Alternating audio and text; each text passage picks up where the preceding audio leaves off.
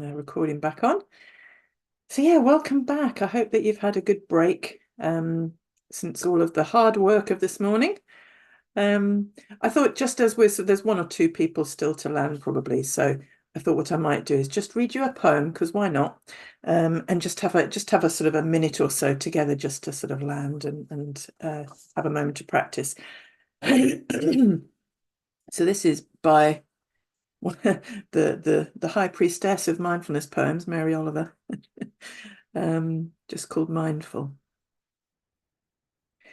Every day I see or hear something that more or less kills me with delight, that leaves me like a needle in the haystack of light. It was what I was born for, to look, to listen, to lose myself inside this soft world, to instruct myself over and over in joy and acclamation. Nor am I talking about the exceptional, the fearful, the dreadful, the very extravagant, but of the ordinary, the common, the very drab, the daily presentations. Oh, good scholar, I say to myself, how can you help but grow wise with such teachings as these? The untrimmable light of the world, the ocean's shine, the prayers that are made out of grass. So let's just take a minute, shall we, and just sit silently together and just enjoy some mindful breaths.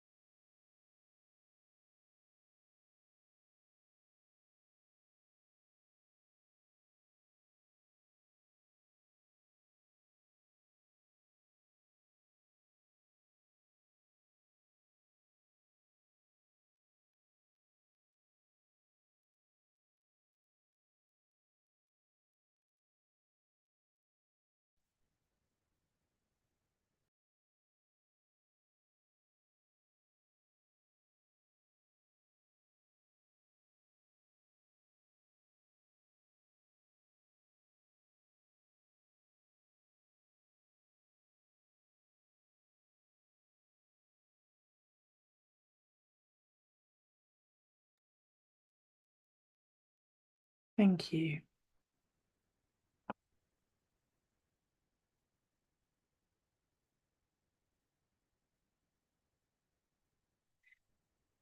So we've got some time now for, depends how long we need, but 45 minutes up to an hour, just to reflect on those practice sessions that we had before our break.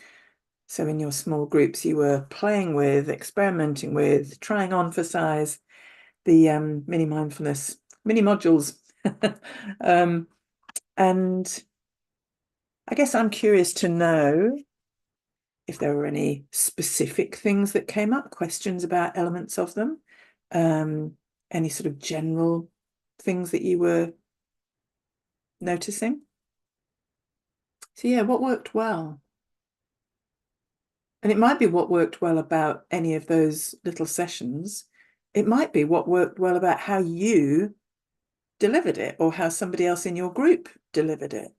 Maybe there's something that you feel like saying, oh, that was a great thing. Let's just share that with everyone. Or perhaps there was a particular challenge that came up in relation to one of them, or that you had about what you were facilitating. So we've got space for that as well. I think I managed to visit all of the groups for a short while at least. And just some of the things that leapt out at me. I think I managed to get guided in little meditations at least 3 times, which was gorgeous. Um, One thing that really leapt out at me was how much at home I felt. I felt in a breathwork space. Each time I dropped into one of those little groups, whoever was leading it, whoever was facilitating, there was this feeling of breathworks about it in how you were approaching things, in the kinds of ways that you were guiding a practice, or the kinds of ways in which you were emphasizing the key aspects of whatever the idea was for that mini module. So that was a really lovely thing to just feel like we are on the same page here. Feel a feeling of breathworks, even in those really little, because those are short in investments, aren't they, in time? Sort of 5 minutes of this, 5 minutes of that. But actually, it felt breathworks. One person, when they were guiding a meditation that I dropped in on, said something about, so this is just a little meditation, but there's no hurry. And it was lovely. There was this really clear sense of spaciousness that was conveyed in different ways by people. I was in one group where there was some really lovely guidance through the mindfulness in action practice of watching the sky. And there was 4 of us just very happily gazing out of our windows while somebody guided us in just sort of noticing clouds, and just dropped in some lovely bits of guidance about the sky, but also about connecting it with thoughts and so on. It was just really delightful. And of course, I realized how rarely we're guided in a mindfulness in action practice, because mostly we're just told about it and then sent home to do it. So actually, that was a really lovely novelty, to be guided in a moment of mindfulness in action practice.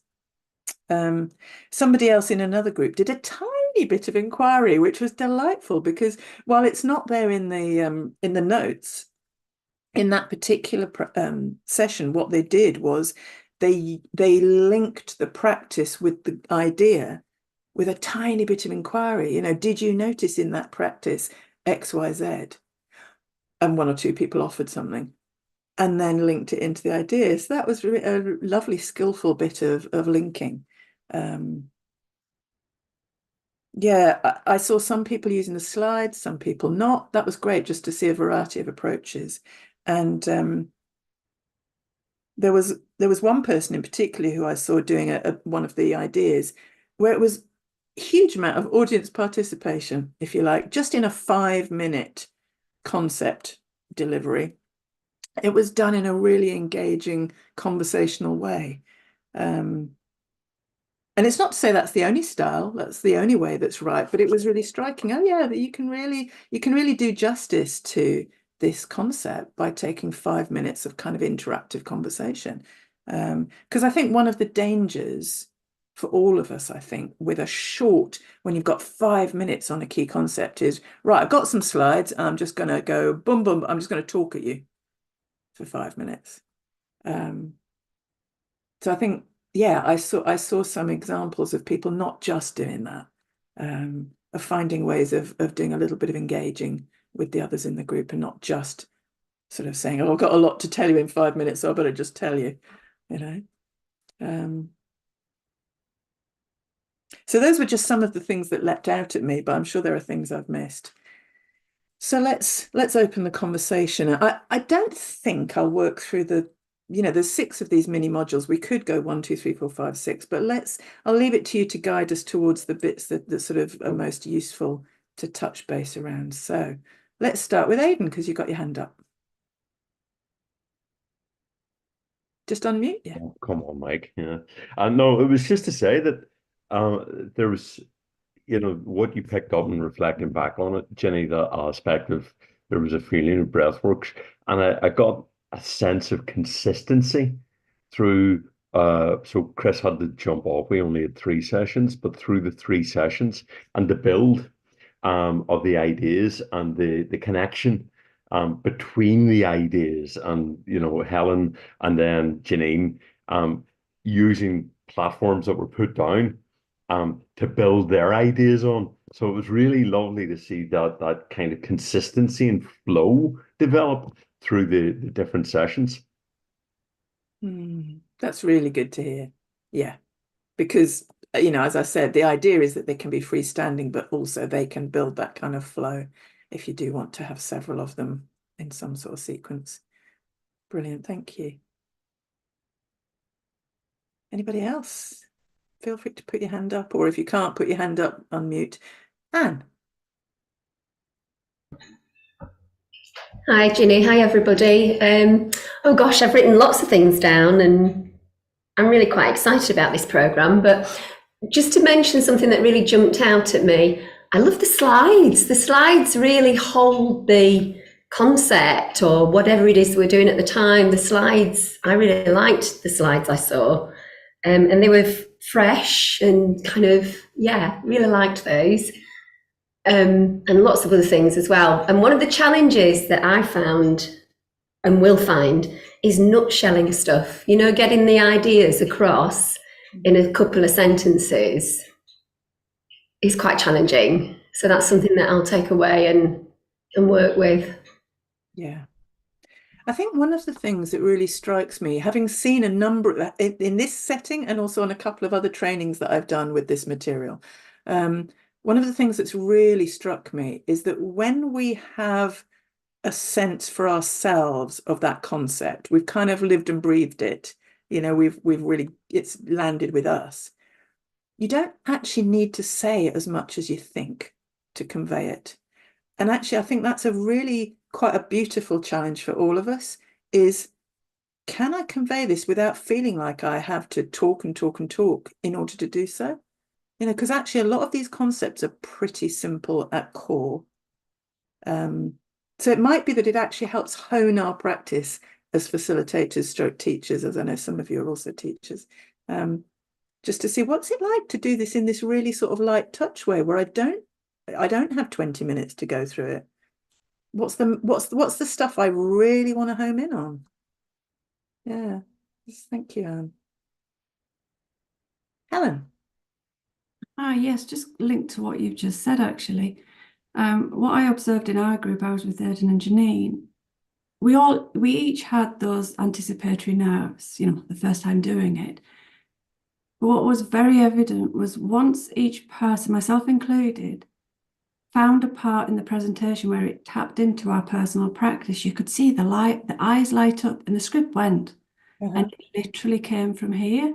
And it was really compelling as an observer of other people doing it too, because you just got brought into the screen. There was no them and other. You were all in that moment. Yeah, and just how the whole session is mapped out. There's that gentle introduction. This is what we're going to do, and then we go into a practice, and then it's like the idea clearly integrates with that practice, so you could refer back but then also refer forward, and then it was beautiful. Yeah, loved it. I really love hearing you describe that moment when something came alive and somebody sort of stepped into their confidence with it, I guess. And as you say, that's when it's really most rooted in our own knowing, our own practice, or whatever. And I just really commend that to all of us, is to remember that, because we all get nervous. We all think there's a right way or whatever. So I think what's really interesting is to notice in what we've already highlighted that there is this breathworks flavor that actually we've all come to a greater or lesser extent to embody because of our practice. We're founding this in our practice.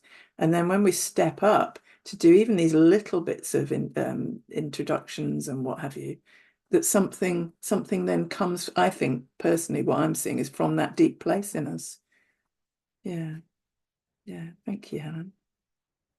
Martin, go ahead. Hi there. Hi. So a few things from our group. First of all, I kind of just noticed and enjoyed, I suppose, the way the different styles, the different kind of approaches that we all had. Yeah,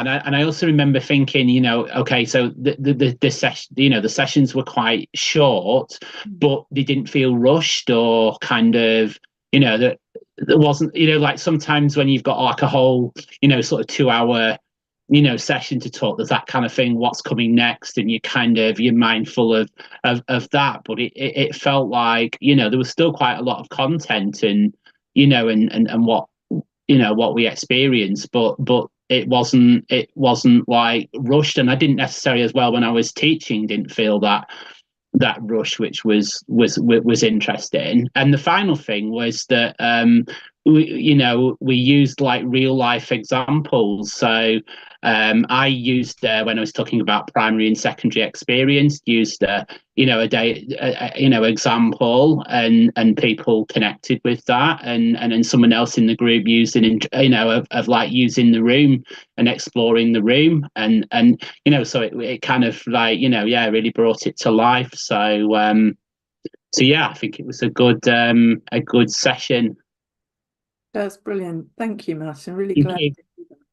And that thing that you say of yes, the word that's popping into my mind is freshness. There was something really fun about developing these 6 little modules when Vijayamala and I did it, because although, yes, it's all pretty recognizable content from the 8-week courses, we brought in a little bit more about the sort of grounding and trauma sensitive bits and pieces.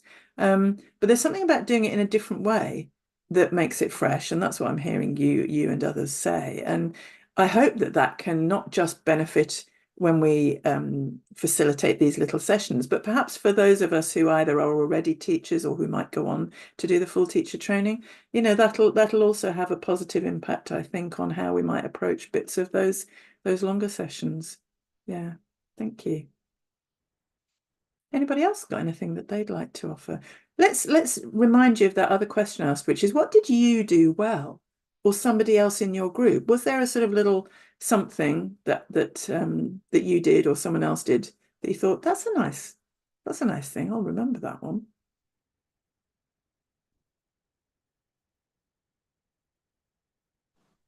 Juliet. What I really enjoyed in Gary's meditation practice was he finished off with something like 5 things that we can see, 4 things we can hear, 3 things we can touch, 2 things we can smell. I can't remember the last thing we can do something with. Thank you. I just, on a personal level, I use that quite a lot because it's so simple. Anybody can do it, and you can explain that in a minute. Yeah. And personally, that gets me out of my head and into my environment very, very nicely. Yeah. And the other thing I'll say is, from teaching, I teach body scans a lot because I'm a yoga teacher, and I can do a body scan quite quickly. So to do a 5-minute, 10-minute one on just one aspect of the hands, I really enjoyed that because it made me slow down. So I will do that this all week. Brilliant. Yeah, we'll be doing just our hands. So yeah. I got a lot from that. That's really good to hear, Juliet. And I love that you said it made me slow down, because that's the thing, isn't it? You look at these little sessions, you think, oh, that might be a bit of a gallop. But actually, if I think we've all been in that situation where you try to do a full body scan in 10 minutes, and it's quite, it can be done, but it can feel like there's a lot there to fit in. And actually, to have 5 minutes or maybe 10 to do one body part, as you say, is actually quite expansive. So I love that you brought that out. And the thing that, you mentioned the 5, 4, 3, 2, 1. I love that practice, and I think it's a very much a mindfulness practice, but we also know that it has that kind of grounding element, that very trauma sensitive element. There's one of the things that I read, I think I put it in the notes, but one of the things I read about this practice is that if you say them out loud, so if you ever do this on your own as a grounding practice, if you say the 5 things you can see out loud and then the 4 things you can hear and what have you, that it brings on board another bit of the brain by speaking it. So part of the prefrontal cortex, which is what tends to get closed down when we're in fight and flight and panic, if you speak okay, I can see the tree, the bird, the handbag, whatever, that actually helps to reset the brain out of the sort of panic mode. So that's just a thing that's useful to know. I didn't know that until recently. So that speaking them out loud or writing it down is another option, apparently, because again, it's using different bits of the brain. So you're bringing more support systems in play. I also know somebody who is autistic who gets very, very serious overwhelm, and they do this practice. And when they are particularly overwhelmed, they do the 5, 4, 3, 2, 1, but it has to be the 5, 4, 3, 2, 1 of their support dog. So it'll be 5 aspects of their support dog that they can see, 5 aspects that they can hear, and so on, because they sort of home right in on the safest place that they can, which is their support dog. So it's really it's a practice that has a lot of scope to play, basically. Yeah. Katie, go ahead. Yeah, I think I just really enjoyed the challenge of having done the full teacher training and sort of embellished quite a bit on that as well, with my own sort of bits I added in. So it was a real totally opposite experience to that, where obviously I had to try and fit everything into 2 hours before, whereas now a half-hour segment, when I hadn't even really prepared for it as well, to be honest. So yeah, I like the fact, sort of thinking on my feet, having to think of choices. Am I going to include this? Is this how relevant, how useful is this going to be? Or am I going to get more hits with this piece of information? It was like, I really enjoyed that thinking on my feet. And also I had sort of various problems with the tech, and myself and somebody else as well. So it sort of was potentially disruptive, but actually I enjoyed sort of feeling that was almost a point of connection, because this wasn't a perfect, glossy, sort of pristine session. It's sort of, I felt we were sort of connecting through all that. So yeah, it really surprised me, because initially I did think half an hour, we're dumbing it down. It's not, I had all that sort of negative, pre stuff. Yeah. No, well, thank you very much for naming that, Katie, because of course that's one of our concerns. Any of us looking at our precious mindfulness being delivered in a new way, is it going to do it justice? And yeah, this lovely fact that it does not have to be dumbing it down at all, that it's much more like that sort of lovely moment of toe in the water when something, oh, yes, there is a truth here that can be communicated just in moments. Yeah. Thanks, Katie. Emma. So I had a question around the content itself of the mindfulness modules. And so I understand you kind of mentioned at the beginning around not including dealing with difficult situations and turning towards that week 4 of the 8-week course. Is that because you've kind of decided, in terms of safeguarding and what should be taught, that should come only within an 8-week course where you've properly kind of built people up towards it? And the reason why I ask is I've had people ask me before. I teach a weekly mindfulness session, and it's something people have asked for, is can we do a meditation that helps us turn towards really difficult things? Just not necessarily very difficult, but difficult things that we might be dealing with, whether it's pain or other things. And it does feel to me like a real crux of the approach in itself. It's one of the biggest tools that I've taken away from it. So I guess what's the thinking behind it? And if we decide that, say, we're putting these modules together to teach, say, like a 3-week or 4-week course, is there any harm in adding that in as something, if, say, for example, the context is more turning towards what's difficult and whether it's pain or other things, grief or anything like that? Yeah, really important question, because you're right, of course, the being with difficulty turning towards pain is pretty much the linchpin of the breathworks approach.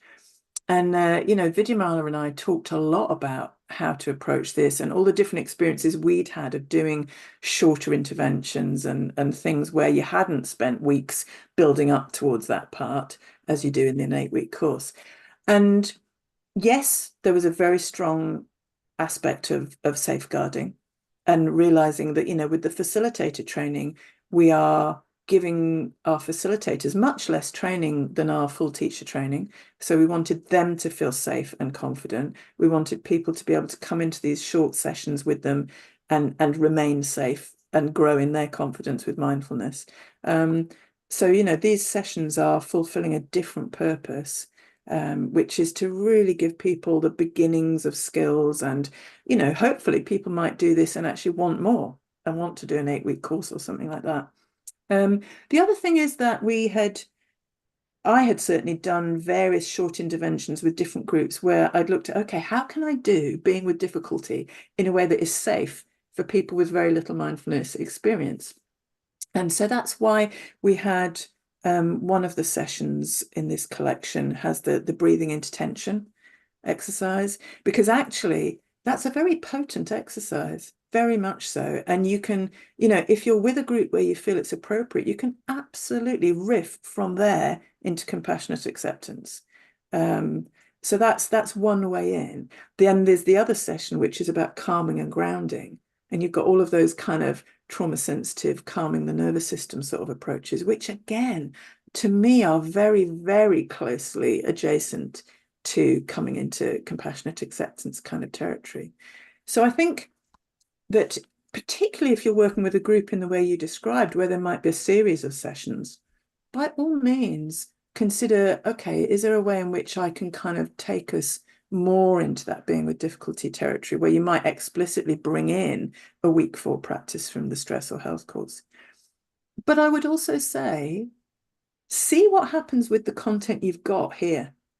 If you just take the approach of, okay, if difficulty is arising, let's see what it's like to do it with this particular approach, whether it's the breathing in with kindness or whether it's the sort of grounding and calming and soothing.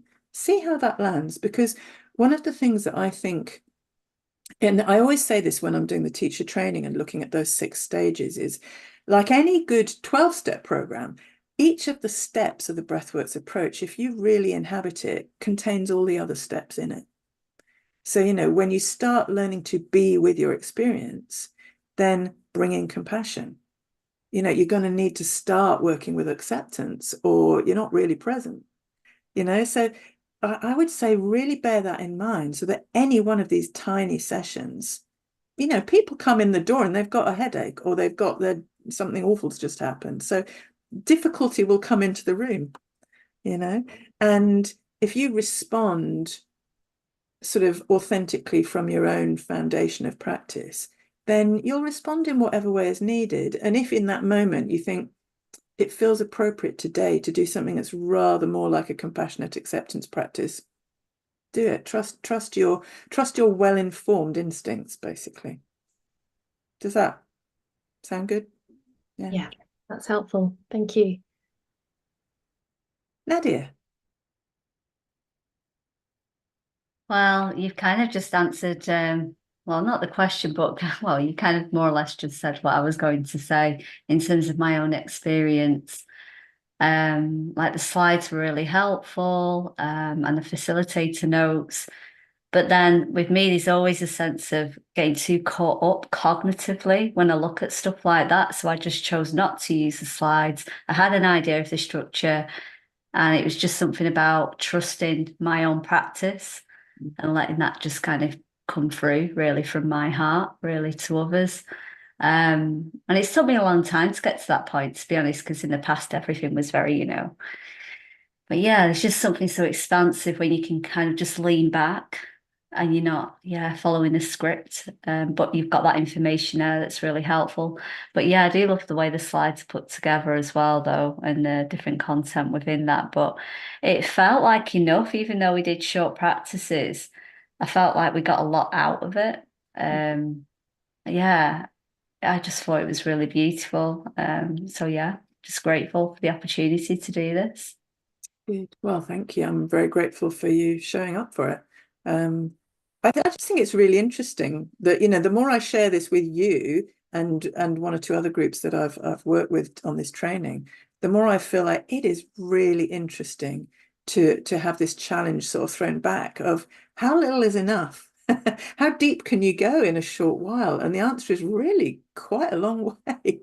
I also really enjoyed taking my little tour of the groups before lunch and seeing people, I hope that none of you spent the entire weekend prepping for this. I got the sense that there had been a sort of a little bit of prep, but not too much, and that people were actually showing up and trusting that they can lead a 5-minute practice. Or that they can manage to talk about the thought train in 5 minutes in a meaningful way.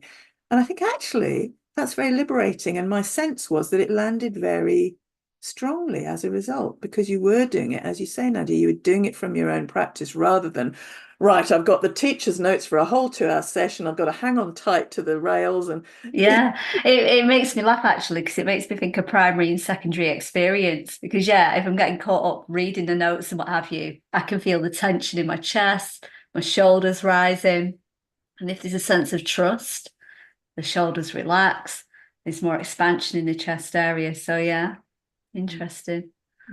Thank you. Anne. Yeah, I just wanted to share something that just came to mind then. I think from my experience of teaching, I and participants get distracted by detail. Mm-hmm. So I'm loving this smaller stuff. Yeah. And I noticed whichever group it was I landed in, where somebody was just doing the little 5-minute input about the thought train, I loved the fact that in 5 minutes flat, that person had conveyed something really clearly, and they'd thrown in 2 or 3 of those really beautiful little breathwork sort of phrases of like, so thoughts are not necessarily facts, and we can learn to look at our thoughts rather than from them. And because that person clearly had a real familiarity with that concept and had kind of embodied it, if you like, they just very naturally actually said some really key things in a way that didn't feel too concentrated, but just kind of flowed. But it was all there, really interesting. Katie, go ahead. All I was going to say was, I don't know about other people, but I'd really like an opportunity to get some more practice at this, because I think it really will inform my, too much information head. Let's reduce this down to the nuggets, and preferably from my practice as opposed to my head. So if anybody would want to, form a bit of a practice group, maybe meet monthly or something like that, I'd be happy to give my number. I could put my number in the chat, and we could maybe do it on WhatsApp or whatever. Lovely. Thank you. Yeah. That's a great offer. And, if for any reason that doesn't sort of immediately work out via a number in the chat, you can always put a message in the teachers and trainees group in the community of practice and do it from there. Thanks. Thank you. So any other general or specific comments, questions? Hilary, just unmute.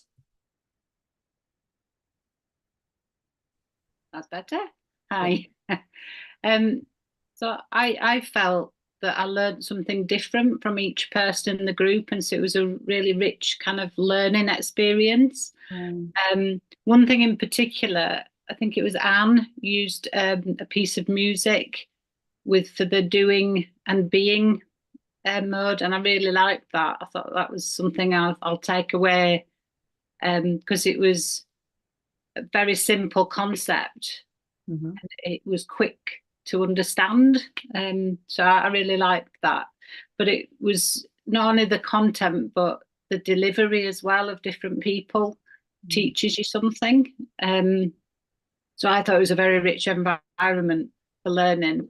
And I think for myself, the practice I did, I usually am got to read something out because I get very nervous, and I actually tried to just do it from completely with no script. So it was a challenge, but it was good, just good challenge. Well done.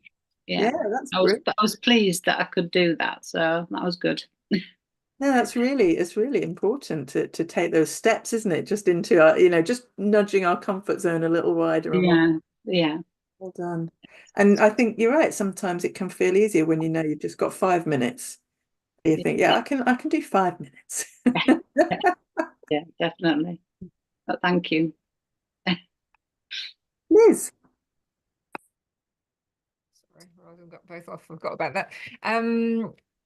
Yeah, I found it was rich just seeing other people doing things. I mean, doing yourself is a real education anyway, and working out how to share things on the screen and all that kind of thing, which I've not done before. But it was really interesting to see other people. You sort of pick up ideas, and it just gives you that. I'd love to see everyone do all of that, just because you'd learn so much from everybody else, and some bits you'd pick up and think, oh, I'd like to do that, or to bring into my own practice. So that was good. Another comment. I appreciated on these modules the trauma sensitive stuff coming in, and I particularly appreciate the stuff about coming in on the breath actually, and the difficulties with using the breath as an anchor, because I think in a lot of places that doesn't seem to be really acknowledged, and it's just used for everyone as if everyone can be all right with it. And for a lot of people, it's quite a difficult anchor to use. So I wanted to say I really appreciate that coming in to remind people to say, hang on, everyone might not find that easy, and to offer alternative or other ways to do it and things like that. So I really appreciated that being in there. And there's something else. So what was Just trying to remember what the other thing is. I'd just love to just reflect back that I was really encouraged by just how naturally widespread I heard that sort of trauma sensitive stuff showing up in the little practices that I dropped in on just over those 2 sessions, because I had a sense of, great, this has landed for us as a community, that it's just really naturally being used. And even when somebody is guiding a 5-minute practice, they've taken 30 seconds or so of it to really open up that choice and that safety for people. And I think that's brilliant, because it just shows that it doesn't have to be a sort of a difficulty or something too chunky to fit in. It's just it flows in beautifully. So yeah, well done to everyone for that, because I really saw that. And just about closing your eyes or not, that some people find that very threatening to close their eyes, especially with a group of people they don't know, or to get on the ground laying near people, all those things that some people might not think of, but as being an issue. It's just good to feel they're in there, and people are then aware of it. So I thought that was great. And I know you just said to somebody else, I think it was Emma, about the difficulties, because I was thinking that, because some of the practices, it may well, like if you happen to choose like the feet, and that person has huge amounts of problems in their feet, or actually they don't feel them at all, which is the other thing that can happen if someone's I know a friend who has that problem in a wheelchair, can't feel them at all. And I just wasn't sure. I know the other lady was a fully trained mindful. I'm not. I only did the TTI. Does that would make a difference as to what you should be willing to do within this context of doing this training as the facilitating? Is it okay if it comes up and someone's actually really asking about that and saying, that was really difficult, I was in real pain, and how to manage that with someone, rather than say, we're not going there kind of thing. So I just wanted to get a bit clearer on that, really, if possible. Yeah. And in some ways, this touches into the other bit of our conversation this afternoon, which is about the boundaries of this particular role, the facilitator role. And I think that, particularly if you haven't completed the full teacher training, then I would say, be cautious about inviting people into that territory. That's why we haven't included it in the facilitator notes and the sessions. We're not inviting people into that territory, but some people will show up in it nevertheless. And that's really where it comes down to your practice, because if difficulty arises because someone's having something and you kind of want to shut it down, then effectively you're in a resistance mode, aren't you? So really the best thing I think that we can do is really come back to our own practice in those moments. Like, what is the most authentic, kindest way to respond? And every single one of us in this room has worked with our own inner difficulty. So when our own inner difficulty comes up and there's a feeling of panic or physical pain or emotional pain or whatever it is, then we've practiced with that. We've practiced placing a hand on the body or turning towards it, or doing a grounding practice, or breathing with kindness, or whatever felt appropriate in that moment. That's how we've got through those moments with difficulty. Use what you know. That's the key, is use what you know. So if somebody in your group shows up with some difficulty, then you're going to be practicing with their difficulty on the outside in the way that you most authentically know how to practice with your own difficulty on the inside. So it's turning towards it, it's acknowledging it. It sounds like that's really painful for you. I wonder whether it would help to just really take your attention back into your feet and feel that groundedness, or take a breath or two, or actually, if it's feeling a bit overwhelming, we could all do this together now. Let's just look at the sky for a few moments. Or, if you listen to your own practice and your own intuition, you'll find something that feels appropriate to do in that moment. And it needn't be a suddenly like, let's all do a really heavy compassionate acceptance practice. It's just showing up for whatever has arisen there with that person. I suppose when it's coming from your own experience, I mean, I know it's slightly different how people respond, so you have to be aware of that what helps you may not be right for them, but it's still, at least you could offer certain things that from your own experience in dealing with difficulties that you all have, obviously. So it's offering, I find it, people do seem to find it very helpful when you very gently name, oh, it looks like that's really painful for you, or something like that, so that they know that that's a turning towards in itself, isn't it? Or I'm seeing that that looks painful for you, or whatever it is. And then, yeah, you can say, that's how I framed it. I wonder if it would help to do X or Y or Z. Yeah. Can I ask one other little thing? It was just in one of the sections we had, it was about the parasympathetic and the sympathetic nervous system. And I know it's been simplified in this, but I was wondering how, if someone comes along and says, because they know a bit about it, or what they say, what about freeze and faint, and isn't that hyper arousal? Isn't that the parasympathetic, and all that kind of thing? And it gets a bit more complicated. I don't know. I mean, it might not come up, but if someone says, well, I get like this sometimes, I can feel like I can't move, and that's not very relaxing, I'm really shut down, and that's obviously going to down rather than up into hyper. How would you deal with that? Or would you just, I don't know, I'm just curious on that one. There will very often be people with a degree of expertise of one sort or another. That happens frequently when we're sharing mindfulness with people. And their expertise can come in different sort of elements of it. It might be their own personal lived experience, or their professional training, or their scientific interest, or whatever it is. And I think the simplest thing to do is acknowledge with interest whatever they've offered. Like, yeah, that's really interesting. Yeah, of course, you're right. There is faint, and there is fawn, and there is blah, blah, blah, and I would often say, I'm not an expert in those other areas. And you can just say, for the purposes of this little session, we've simplified it because just this is enough of a helpful starting point for people to understand.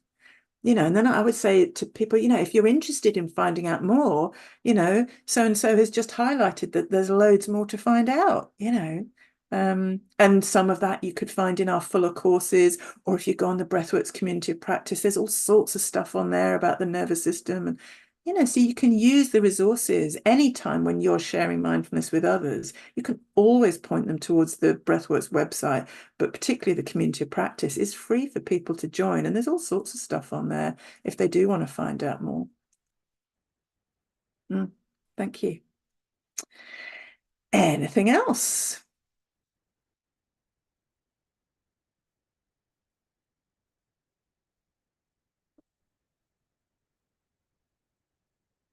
Okay, looks like we're sort of moving into the right sort of territory for a break in that case. So, how are we doing? It's 20 to 3. Let's take 15 minutes off, and then when we come back, we'll talk a little bit more about the boundaries of the role, anything that we've not covered yet, good practice and whatnot, and then any final questions that you've got. So, we might be on target to finish a little early, who knows?